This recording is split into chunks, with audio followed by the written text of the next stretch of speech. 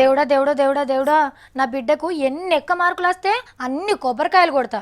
దేవుడా, మావాడు ఫస్ట్ క్లాస్లో పాస్ అయితే చాలు, ఆ ఇంటికెళ్ళి గుండు గీక్పిచ్చి ఆ ఇంటికెళ్ళి నీకే చదివించుకుంటా. దేవుడా, నా మన్మరాలకు అచ్చరం ముక్కరాదు, కనీసం పాస్ మార్కులు వచ్చినా నీ కొండ మీదకి నడిపించుకుంటా తీసుకొస్తా.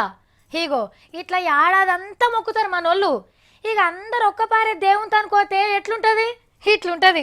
తిరుపతి కొయ్యి మొక్కులు తీర్చుకుందాం అనుకునేటోళ్ళు 4 వద్దులు ఆగితే మంచిదేమో. ఎందుకంటే ఎంకన్న కొండ మీద కాలు పెట్ట సందు లేకుంటుంది.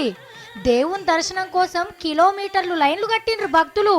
పోరగాన్లకు ఎండాకాలం సెలవులొచ్చే, పరీక్షల పాస్ పేలు తెలిసే.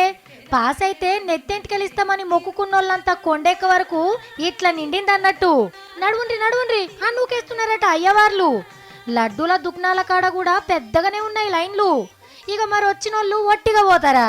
తోవ ఖర్చు మందం ఉంచుకొని కడమ పైకం ఎంకన్నకు చదివిపిచ్చిపోయే వరకు దినం 2 కోట్లకు మీదనే ఆమ్దాని వస్తుందట. ఎంకన్నకు పరమ భక్తుడు గవర్నర్ నరసింహం సార్ అయితే నెలగాక ముందే మల్లోపారి స్వామిని దర్శనం చేసుకుండు. లీడర్లు యాక్టర్లు చాలా మందే వచ్చిపోతున్నారు దేవుంతానికి. 4 రోజులు ఆగిపోమ్మన్నారు కదా అని అప్పుడు పోయినా ఇట్లనే ఉంటే మమ్మల్ని అయితే తప్పు పట్టకన్నకు భక్తులు కూడా పెరుగుతున్నారు మరి.